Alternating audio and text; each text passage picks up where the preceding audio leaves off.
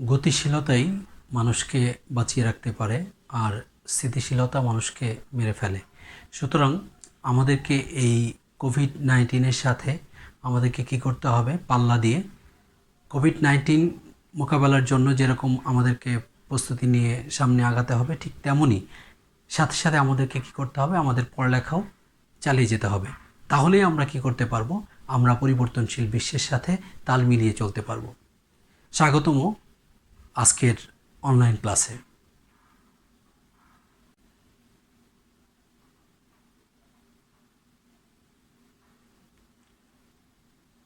তোমরা জানো যে দীর্ঘ 9 মাস যুদ্ধের মাধ্যমে আমরা পাক হানাদার বাহিনীকে পরাজিত করে ছিনিয়ে নিয়ে এসেছিলাম স্বাধীনতার সোনালী সূর্য। সুতরাং আমরা হচ্ছে অপরাজেয় মানসিকতার ভিন্নধর্মী একটি জাতি। সুতরাং এই কোভিড-19কে আমরা অবশ্যই একদিন জয় করব। অবশ্যই সোনালী সূর্য আমাদের সামনে উঁকি দিবে, সেদিন খুব নিকটেই। প্রিয় শিক্ষার্থীবৃন্দ, আজ আমি বিবিএ অনার্স প্রথম বর্ষের অর্থায়নের নীতিমালা বিষয়ের 7ম অধ্যায় অর্থাৎ ক্যাপিটাল বাজেটিং ক্যাশ ফ্লোসের বাকি অংশ নিয়ে আলোচনা করব।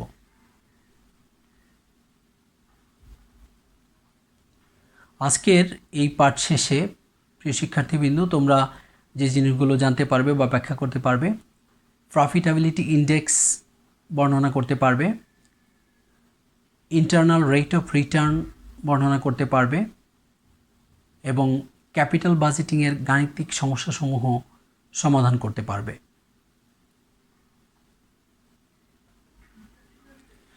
চলো যাই আমাদের মূল আলোচনা ক্যাপিটাল বাজেটিংয়ে। আজকে প্রথমে যে বিষয়টি নিয়ে আলোচনা করব সেটি হচ্ছে প্রফিটেবিলিটি ইন্ডেক্স। তো আমরা অর্থের সময় মূল্যকে বিবেচনা করে যে প্রকল্প মূল্যায়নের যে পদ্ধতিগুলো আছে তার মধ্যে আরেকটি পদ্ধতি হচ্ছে প্রফিটেবিলিটি ইন্ডেক্স। এই পদ্ধতিতে প্রেজেন্ট ভ্যালু অফ ক্যাশ ইনফ্লোকে present value of cash outflow দ্বারা ভাগ করে প্রফিটেবিলিটি ইন্ডেক্স নির্ণয় করা হয়ে থাকে। তো এই ক্ষেত্রে একটি বিষয় আমাদেরকে খেয়াল রাখতে হবে, সেটি হলো যে present value of cash inflow বা present value of cash outflow নির্ণয় করার ক্ষেত্রে অঙ্কে যে ডিসকাউন্ট রেট দেয়া থাকবে সেই ডিসকাউন্ট রেট ধরেই আমাদেরকে কী করতে হবে, প্রফিটেবিলিটি ইন্ডেক্স নির্ণয় করতে হবে। কিন্তু যদি অঙ্কে ডিসকাউন্ট রেট দেয়া থাকার পরেও প্রফিটেবিলিটি ইন্ডেক্সের জন্য আলাদা করে ডিসকাউন্ট রেট দেয়া থাকে, তাহলে প্রফিটেবিলিটি ইন্ডেক্সের ক্ষেত্রে যে ডিসকাউন্ট রেট দেওয়া থাকবে সেই ডিসকাউন্ট রেটের সাহায্যে আমাদেরকে কী করতে হবে, present value of cash inflow এবং present value of cash outflow নির্ণয় করে নিতে হবে। আর এই ক্ষেত্রে আমরা আগেই জানি যে যদি প্রফিটেবিলিটি ইন্ডেক্সের মান 1 অথবা 1-এর বেশি হয় তাহলে আমরা কি করব, প্রজেক্টটি সিলেক্ট করব। অর্থাৎ যদি ইন্ডিপেন্ডেন্ট প্রজেক্ট হয় তাহলে সেক্ষেত্রে প্রজেক্টের মান অর্থাৎ প্রফিটেবিলিটি ইন্ডেক্সের মান যদি 1 বা 1-এর বেশি হয় তাহলে আমরা প্রজেক্টটা সিলেক্ট করব, সেই ক্ষেত্রে প্রজেক্টটি আমাদের জন্য লাভজনক হবে। আর যদি একাধিক প্রজেক্ট দেওয়া থাকে তাহলে যে ক্ষেত্রে পিআই এর মান বেশি হবে যে প্রজেক্টের ক্ষেত্রে, তবে এক্ষেত্রে আমাদেরকে অবশ্যই খেয়াল করতে হবে যে পিআই এর মান 1 বা 1 অপেক্ষা বড় কিনা। এবার আমরা দেখব যে নিট প্রফিটেবিলিটি ইন্ডেক্স কীভাবে নির্ণয় করতে হয়। তো নিট প্রফিটেবিলিটি ইন্ডেক্স নির্ণয় করার জন্য আমাদেরকে কিন্তু প্রথমে কি করতে হবে, প্রথমে প্রফিটেবিলিটি ইন্ডেক্স নির্ণয় করতে হবে। প্রফিটেবিলিটি ইন্ডেক্স নির্ণয় করার পরে তারপর আমাদেরকে কী করতে হবে, নিট প্রফিটেবিলিটি ইন্ডেক্স নির্ণয় করতে হবে। তো নিট প্রফিটেবিলিটি ইন্ডেক্স আমরা কিভাবে পাবো, আমরা যদি পিআই থেকে 1 বাদ দিই তাহলে আমরা নিট প্রফিটেবিলিটি ইন্ডেক্স পেয়ে যাব। অর্থাৎ পিআই আমাদের যত থাকবে সেখান থেকে আমরা 1 বাদ দিব, তাহলে আমরা পাবো নিট প্রফিটেবিলিটি ইন্ডেক্স। তো এবার আমরা একটি প্রবলেম দেখব। তো এখানে কি বলা আছে একটু দেখি আমরা। মারওয়া হক company is thinking of investing in a new project. A machine costing টাকা 50,000 has to be procured to implement this project. The estimated life of this machine would be 5 years, having no salvage value. The tax rate of that company is 40%. The company charges depreciation on straight line basis. Cash flow before tax would be as follows. এখানে 5 বছরের cash flow before tax দেয়া আছে। You are required to calculate NPV, PI and NPI at 10% discount rate. তো এখানে কি বলা আছে যে মারোহা কোম্পানি একটি নিউ প্রজেক্টে ইনভেস্ট করতে চাচ্ছে। তো সেই মেশিনের দাম এখানে কত টাকা? 50,000 টাকা। ওই ক্ষেত্রে বলা আছে যে এই মেশিনটি 5 বছর চলবে এবং কোম্পানি ট্যাক্স রেট হচ্ছে 40% এবং state line depreciation method follow করতে হবে। আর এখানে সরাসরি বলে দেওয়া আছে সিএফবিটি দেওয়া আছে। তো আমরা প্রথমে কি দেখি? প্রথমে দেখি যে ক্যাশ ফ্লোটা কী ধরনের ক্যাশ ফ্লো দেওয়া আছে। তো আমাদের এখানে ক্যাশ ফ্লো দেওয়া আছে সিএফবিটি, আর যেটা এনসিও সেটা সরাসরি দেওয়া আছে 50,000 টাকা। তো আমাদেরকে দেখতে হবে যে কি ক্যালকুলেট করতে বলা হয়েছে। তো আমরা দেখি যে প্রথমে এনপিভি ক্যালকুলেট করতে বলা হয়েছে। এখানে কিন্তু একটা জিনিস খেয়াল করেছো তোমরা যে ডিসকাউন্ট রেট এনপিভির জন্য দরকার সেটা কিন্তু সরাসরি এখানে দেয়া নাই, কিন্তু আমাদের কিন্তু এনপিআই নির্ণয় করার ক্ষেত্রে ডিসকাউন্ট রেটের কথা বলা আছে। সুতরাং এনপিভি নির্ণয় করার জন্য আমাদের কি করতে হবে? আমাদেরকে এই একই হারে অর্থাৎ 10% ডিসকাউন্ট রেট ধরেই আমাদেরকে এনপিভি নির্ণয় করতে হবে। এরপরে ঠিক একই রেটে অর্থাৎ 10% ডিসকাউন্ট রেটে আমাদেরকে পিআই নির্ণয় করতে হবে এবং এরপরে এনপিআই নির্ণয় করতে হবে। তো চলো আমরা এবার দেখে নেই যে কিভাবে আমরা এনপিভি, পিআই এবং এনপিআই নির্ণয় করতে পারি। তো আমাদের প্রথম রিকোয়ারমেন্টটা কী ছিল? এনপিভি নির্ণয় করতে হবে। তো এনপিভি নির্ণয় করার জন্য আমাদের কি করতে হবে? প্রথমে প্রেজেন্ট ভ্যালু নির্ণয় করতে হবে। আর প্রেজেন্ট ভ্যালু নির্ণয় করার জন্য আমাদের অঙ্কে যেহেতু সিএফবিটি দেওয়া আছে, তাহলে প্রথমে কি করতে হবে? সিএফএটি করে তারপর আমরা ডিসকাউন্ট ফ্যাক্টর দিয়ে গুণ করে এরপর প্রেজেন্ট ভ্যালুতে কনভার্ট করব। তো এর আগে আমরা যদি সিএফবিটি থেকে সিএফএটিতে কনভার্ট করতে চাই তাহলে আমাদের কি করতে হবে? ফার্স্ট ওয়ার্কিংস ডেপ্রিসিয়েশন করে নিতে হবে। তাহলে আমাদের প্রথম ওয়ার্কিং আমরা কি করব?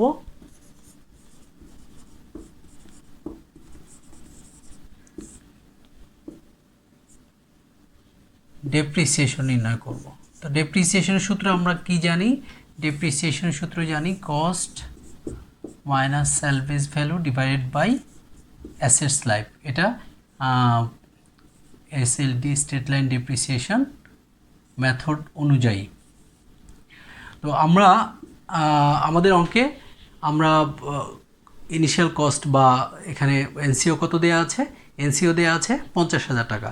তাহলে আমরা 50,000 টাকা কস্ট দেখাবো। আমাদের অঙ্কে কোনো স্যালভেজ ভ্যালু ছিল না, এই জন্য স্যালভেজ ভ্যালু 0। আর আমাদের অ্যাসেটস লাইফ দেওয়া ছিল 5 ইয়ার্স।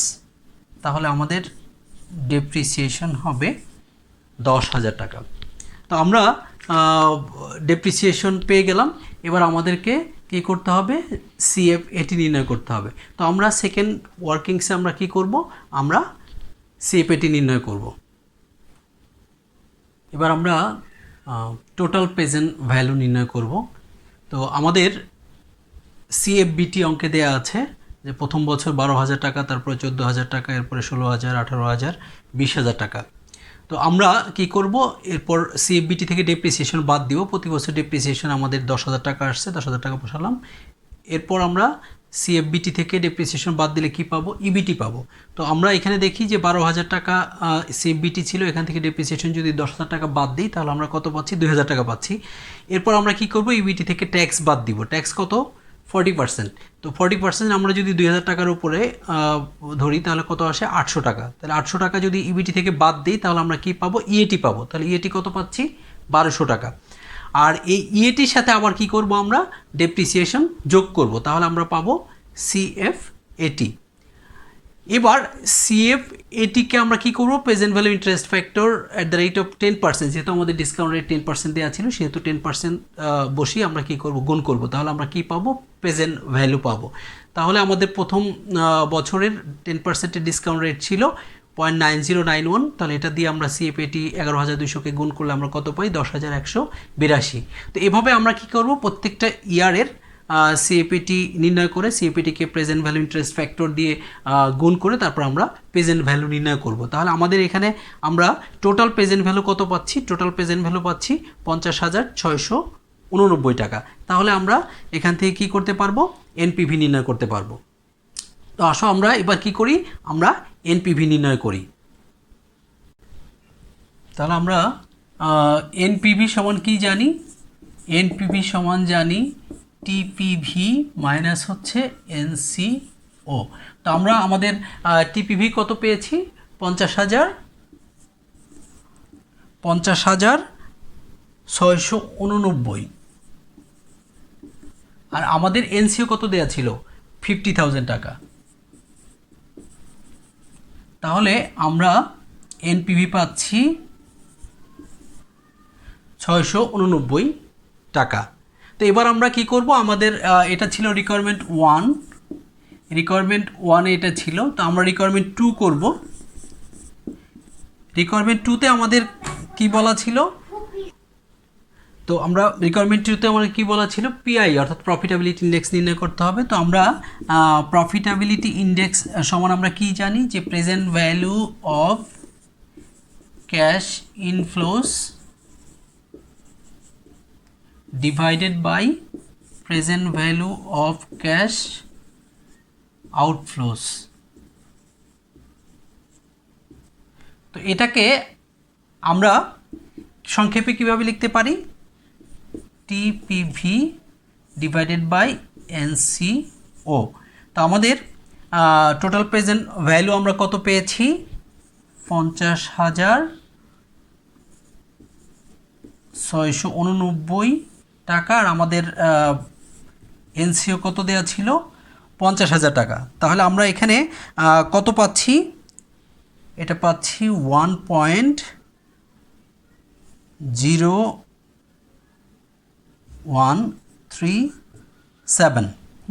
এটা হচ্ছে আমাদের পিআই। তাহলে আমাদের এবার আরেকটা রিকোয়ারমেন্ট আছে, সেটা হচ্ছে এনপিআই অর্থাৎ নিট প্রফিটেবিলিটি ইন্ডেক্স। তো আমরা এবার কি করব? নিট প্রফিটেবিলিটি ইন্ডেক্স নির্ণয় করব। তো আমরা এনপিআই, এটা আমাদের রিকোয়ারমেন্ট 3। তো এনপিআই সমান আমরা কি জানি? যে পিআই মাইনাস 1 অর্থাৎ প্রফিটেবিলিটি ইন্ডেক্স থেকে আমরা 1 বাদ দিলে আমরা কি পাবো? আমরা এনপিআই পাবো। তো আমাদের প্রফিটেবিলিটি ইন্ডেক্স আমরা কত পেয়েছি? 1.0137। তাহলে এখান থেকে আমরা বাদ দিব কত? 1। তাহলে আমরা কত পাচ্ছি? 0.0137। তো এটা হচ্ছে আমাদের এনপিআই। প্রিয় শিক্ষার্থীবৃন্দ, আমার মনে হয় তোমরা অবশ্যই বুঝতে পেরেছো যে কিভাবে আমরা পিআই এবং এনপিআই নির্ণয় করতে পারি। আমরা এবার শিখব ইন্টারনাল রেট অফ রিটার্ন। তো আমরা প্রথমে জানি যে ইন্টারনাল রেট অফ রিটার্ন বলতে আমরা আসলে কি বুঝি। সাধারণত যে পদ্ধতিতে নগদ আন্তঃপ্রবাহের বর্তমান মূল্য এবং নগদ বহিঃপ্রবাহের বর্তমান মূল্য সমান করার জন্য একটি নির্দিষ্ট বার্তার হার নির্ধারণ করা হয়, সেই পদ্ধতিটিকেই আইআরআর বলা হয়ে থাকে। তো এই আইআরআর দুইটি পদ্ধতিতে আমরা করতে পারি। একটি হচ্ছে ট্রায়াল অ্যান্ড এরর মেথড, আর একটি হচ্ছে অ্যানুইটি ফ্যাক্টর মেথড। তো আমি প্রথমেই বলে রাখি যে আইআরআর করার জন্য আমাদেরকে দুইটি জিনিস অবশ্যই দরকার। একটি হচ্ছে এনপিভি, একটি পজিটিভ এনপিভি, আরেকটি নেগেটিভ এনপিভি। আর আরেকটি দরকার, সেটা হচ্ছে দুইটি ডিসকাউন্ট রেট দরকার। একটা হচ্ছে লোয়ার ডিসকাউন্ট রেট, আর একটা হচ্ছে হায়ার ডিসকাউন্ট রেট। তো আমরা প্রথমেই যেটা শিখবো সেটি হচ্ছে ট্রায়াল অ্যান্ড এরর মেথড। তো ট্রায়াল অ্যান্ড এরর মেথডের বৈশিষ্ট্যটা আমরা জানি যে আমাদেরকে কি করতে হবে? যে অঙ্কে যে ডিসকাউন্ট রেট দেয়া থাকবে সেই ডিসকাউন্ট রেট নিয়ে আমাদেরকে একটি এনপিভি করতে হবে। তো এই এনপিভিটি যদি পজিটিভ হয় তাহলে কি করতে হবে? যে আরেকটি নেগেটিভ এনপিভি লাগবে। তাহলে সেই ক্ষেত্রে ডিসকাউন্ট রেটটাকে আমরা কি করব? বাড়িয়ে ধরব। বাড়িয়ে ধরে আরেকটি নেগেটিভ এনপিভি আমরা নির্ণয় করব। যতক্ষণ না পর্যন্ত নেগেটিভ এনপিভি আসে ততক্ষণ পর্যন্ত আমাদের কি করতে হবে? ডিসকাউন্ট রেট বাড়িয়ে ধরতে হবে। অ্যাজ ফর এক্সাম্পল, ধরো যে আমরা 10% ডিসকাউন্ট রেট আমাদের অঙ্কে দেওয়া আছে, তাহলে 10% ডিসকাউন্ট রেট ধরে আমরা একটি এনপিভি নির্ণয় করব। তো দেখা গেল যে 10% ডিসকাউন্ট রেটে আমাদের এনপিভি আসলো 5,000 টাকা। তাহলে কি করতে হবে? আমাদের আরেকটি এনপিভি লাগবে, যেটা নেগেটিভ এনপিভি। তাহলে এই নেগেটিভ এনপিভি নির্ণয় করার জন্য আমাদের কী করতে হবে, এবার ডিসকাউন্ট রেট বাড়িয়ে ধরতে হবে। অর্থাৎ আমরা যত ডিসকাউন্ট রেট বাড়াবো তত এনপিভি আমাদের নেগেটিভ হবে, আর যত ডিসকাউন্ট রেট কমাবো তত এনপিভি কী হবে, আমাদের পজিটিভ হবে। তো আমাদের প্রথম এনপিভি যদি পজিটিভ আসে তাহলে পরবর্তী এনপিভিটা অবশ্যই নেগেটিভ আসতে হবে। এই জন্য আমাদের কী করতে হবে, ডিসকাউন্ট রেটটি বাড়িয়ে ধরতে হবে। অ্যাজ ফর এক্সাম্পল, আমরা এবার ডিসকাউন্ট রেট বাড়িয়ে 15% নিলাম। তাহলে 15%-এ দেখা গেল যে আমাদের এবার এনপিভি আসলো 2000 টাকা, তারপরে পজিটিভ আসলো। এবার কি করতে হবে, আবার আমাদেরকে ডিসকাউন্ট রেট বাড়িয়ে ধরে নিতে হবে। ধরে নাও যে আমরা এবার কি করলাম, 20% ডিসকাউন্ট রেট নিলাম। এই ক্ষেত্রে আমাদের এনপিভি আসলো -1000 টাকা। তাহলে আমরা এখানে দুইটা এনপিভি পেলাম, একটা হচ্ছে 3টি এনপিভি পেলাম।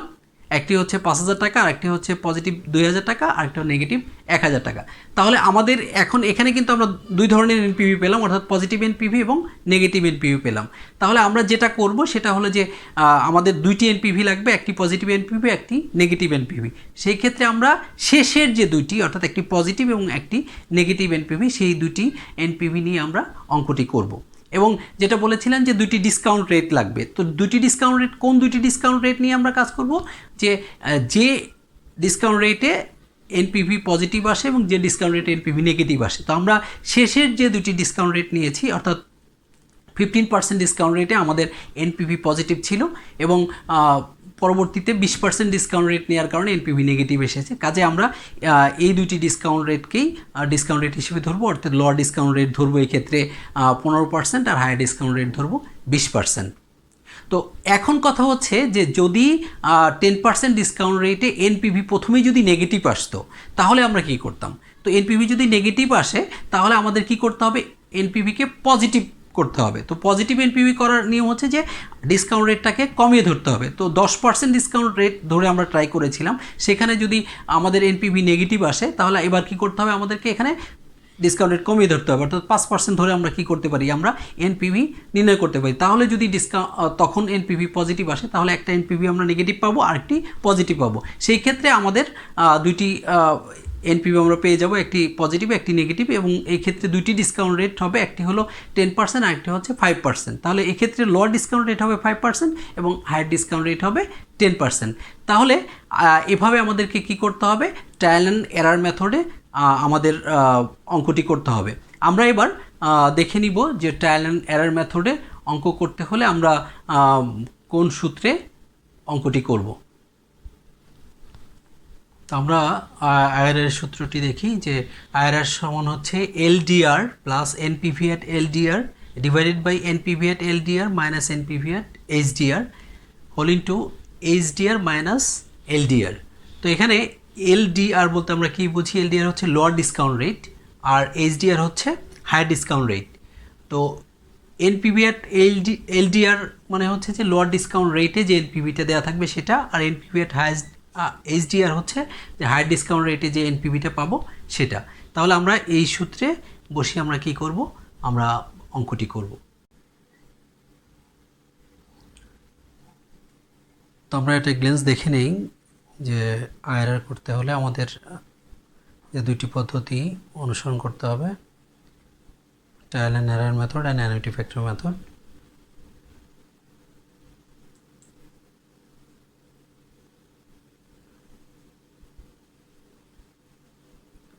এবার আমরা একটি প্রবলেম দেখব।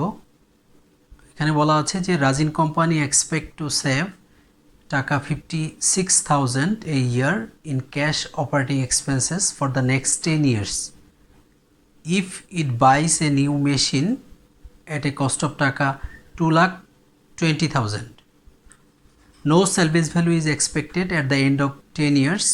The company is satisfied with a 14% rate of return. Ignore taxes. The present value of টাকা 1 as required for the purposes of this example is given below. তো এখানে বিভিন্ন ইয়ারের 14%, 20% and 22%-এর ডিসকাউন্ট ফ্যাক্টর দেয়া আছে। তো তোমাদেরকে কি করতে হবে, তোমাদেরকে you are required to compute internal rate of return. এখান থেকে ইন্টারনাল রেট অফ রিটার্ন নির্ণয় করতে হবে। আমরা একটি জিনিস আমরা এখানে খেয়াল করলাম, এখানে দেখো যে আমাদের ডিসকাউন্ট রেট কিন্তু দেয়া আছে 14% এবং এখানে বলা আছে ইন্টারনাল রেট অফ রিটার্ন নির্ণয় করতে হবে এবং আমাদের অল্টারনেটিভ ডিসকাউন্ট রেটগুলো কিন্তু এখানে আমাদের দেয়া আছে। তো আমাদের এই ক্ষেত্রে আমরা কোন পদ্ধতিতে আইআরআর করব সেটা কিন্তু স্পেসিফিক্যালি বলা নাই, কিন্তু একটি জিনিস আমাদের মনে রাখতে হবে, সেটি হলো যে অঙ্কে যদি ডিসকাউন্ট রেট দেয়া থাকে তাহলেই কেবলমাত্র আমরা কী করতে পারবো, ট্রায়াল অ্যান্ড এরর মেথডে অঙ্কটি করতে পারবো। আর যদি অঙ্কে ডিসকাউন্ট রেট না দেয়া থাকে তাহলে ট্রায়াল অ্যান্ড এরর মেথডে আমরা আইআরআর করতে পারবো না, তখন আমাদেরকে বাধ্যতামূলকভাবে কী করতে হবে, অ্যানুইটি ফ্যাক্টর মেথডে যেতে হবে। তো এই অঙ্কে যেহেতু আমাদের ডিসকাউন্ট রেট দেওয়া আছে তাহলে আমরা এটাকে ট্রায়াল অ্যান্ড এরর মেথডে আইআরআর নির্ণয় করতে পারবো।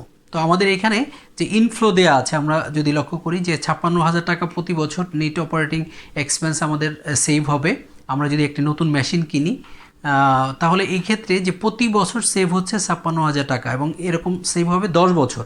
তাহলে এখানে প্রতি বছর কিন্তু ইনফ্লো পরিমাণ সমান। আমরা আগের অঙ্কটিতে দেখেছিলাম যে ইনফ্লো অসমান ছিল, কিন্তু এই ক্ষেত্রে প্রতি বছর ইনফ্লো পরিমাণ সমান এবং এই ক্ষেত্রে মেশিনের কস্ট দেওয়া আছে 2,20,000 টাকা, অর্থাৎ এনসিও দেওয়া আছে 2,20,000। তাহলে আমাদেরকে কী করতে হবে, এখান থেকে আইআরআর যদি করতে চাই তাহলে দুইটি এনপিভি আমাদের নির্ণয় করতে হবে, একটি হচ্ছে পজিটিভ এনপিভি আর একটি হচ্ছে নেগেটিভ এনপিভি।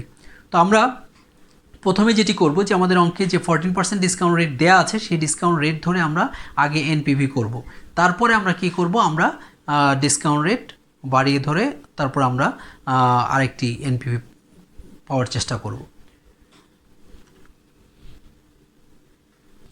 তো আমরা আমাদের অঙ্কে কি দেয়া আছে, অঙ্কে কিন্তু ট্যাক্স রেট দেওয়া ছিল না, তার মানে আমাদের বুঝতে হবে যে অঙ্কে যে টাকাটা দেওয়া আছে, ইনফ্লো দেওয়া আছে অর্থাৎ 56,000 টাকা, সেটি কিন্তু এনসিবি বা সিএফএটি, আর আমাদের এনসিও দেওয়া আছে 2,20,000 টাকা। তো আমাদের কি করতে হবে, এনপিভি নির্ণয় করতে হবে। তাহলে আমাদের প্রথমে আমরা কি করব, calculation of NPV at 14% discount rate.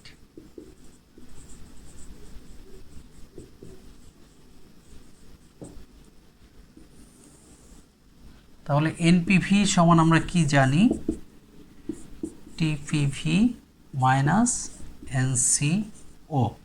তো আমাদেরকে কি করতে হবে, প্রথমে টিপিভি অর্থাৎ টোটাল প্রেজেন্ট ভ্যালু নির্ণয় করতে হবে। হোয়ার টিপিভি আমরা কি পাবো, যেহেতু আমাদের প্রতি বছর ইনফ্লো পরিমাণ সমান সেহেতু আমরা এভাবে টিপিভি করতে পারি, CFAT into present value interest factor annuity at the rate of 14% for 10 years। তো আমরা সিএপিটি কত জানি, আমরা জানি সিএপিটি 56,000 টাকা। তো আমরা present value interest factor annuity অর্থাৎ present value of annuity factor at the rate of 14% for 10 years, এটা আমরা কি করব, প্রেজেন্ট ভ্যালু অ্যানুইটি টেবিল থেকে এনে আমরা বসিয়ে দিব। তো আসো আমরা দেখি যে present value interest factor annuity কত আছে। তো আমরা present value annuity factor table থেকে আমরা 14% ইন্টারেস্ট রেটে 10 ইয়ার্সে যে আমরা যে মানটি পাই সেটি হচ্ছে 5.216। তো এটি দিয়ে আমরা যদি সিএপিটিকে গুণ করি তাহলে আমরা কি পাবো, টিপিভি অর্থাৎ টোটাল প্রেজেন্ট ভ্যালু পাবো। তাহলে আমাদের টোটাল প্রেজেন্ট ভ্যালু হচ্ছে 2,92,000 টাকা। তাহলে আমরা যদি আমাদের সূত্রে বসিয়ে দিই 2,92,000 মাইনাস হচ্ছে আমাদের এক্ষেত্রে এনসিও ছিল 2,20,000 টাকা, তাহলে আমাদের কত আসে, তো একটু কারেকশন করে নিই আমরা, 56,000কে 5.216 দিয়ে যদি গুণ করি তাহলে আমরা পাই 2,92,096। তাহলে আমরা এই টিপিভি থেকে এবার কী করবো, এনসিও বাদ দিব। তো 2,92,096 থেকে 2,20,000 যদি আমরা বাদ দিই তাহলে আমরা কত পাই, তাহলে আমরা পাই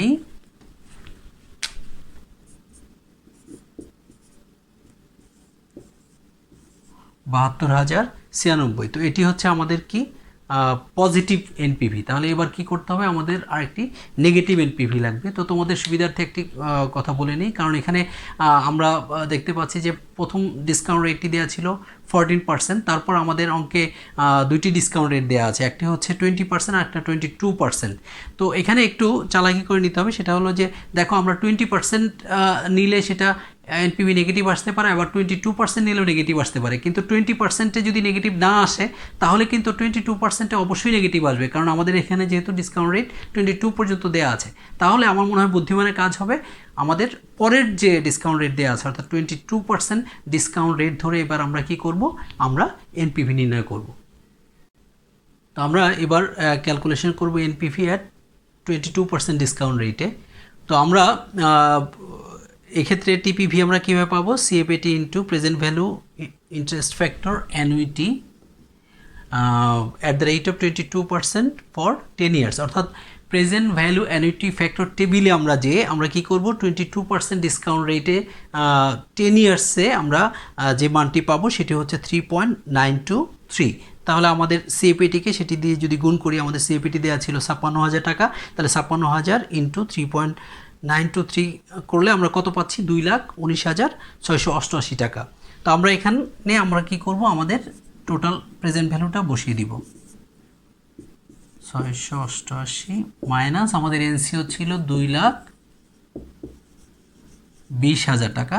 তাহলে আমরা পাবো, তাহলে আমরা এনপিভি কত পাচ্ছি, মাইনাস 3,312 টাকা, অর্থাৎ আমরা নেগেটিভ এনপিভি পেয়ে গেছি। তো আমাদের রিকোয়ারমেন্ট ছিল দুইটি এনপিভি আমাদের লাগবে, তো দুইটি এনপিভির একটি পজিটিভ এনপিভি আমরা আগেই পেয়েছি, আবার এখন 22% ডিসকাউন্ট রেট ধরে আমরা কি পেলাম, একটি নেগেটিভ এনপিভি পেলাম। তো এবার আমাদেরকে কী করতে হবে, আইআরআর সূত্র ব্যবহার করে আইআরআর নির্ণয় করতে হবে। তাহলে আমরা আইআরআর সূত্রটি কি জানি, যে LDR plus NPV at LDR divided by NPV at LDR minus NPV at HDR whole into HDR minus LDR. তো আমরা এখানে লোয়ার ডিসকাউন্ট রেট আমরা কত জানি, আমরা দুইটা ডিসকাউন্ট রেট এনপিভি নির্ণয় করেছি, একটি হচ্ছে 14% আর একটি হচ্ছে 22%। তাহলে লোয়ার ডিসকাউন্ট রেট হবে 14%, আর এনপিভি অ্যাট লোয়ার ডিসকাউন্ট রেটে আমরা পেয়েছি 72,096 টাকা, আর এনপিভি অ্যাট হায়ার ডিসকাউন্ট রেটে আমরা পেয়েছি মাইনাস 312 টাকা, এবং হাই ডিসকাউন্ট রেট আমরা 22% পেয়েছি, লো ডিসকাউন্ট রেট 14% পেয়েছি। তাহলে আমরা এখান থেকে আইআরআর কত পাচ্ছি, 21.97%। তাহলে আমরা পরবর্তী ক্লাসে অ্যানুইটি ফ্যাক্টর মেথড নিয়ে আলোচনা করব। আজকের জন্য তোমাদের কিছু হোমওয়ার্ক থাকবে, বাসায় হোমওয়ার্কগুলো ভালো করে রেডি করবে। কোনো সমস্যা থাকলে অবশ্যই আমাকে কমেন্ট বক্সে জানাবে।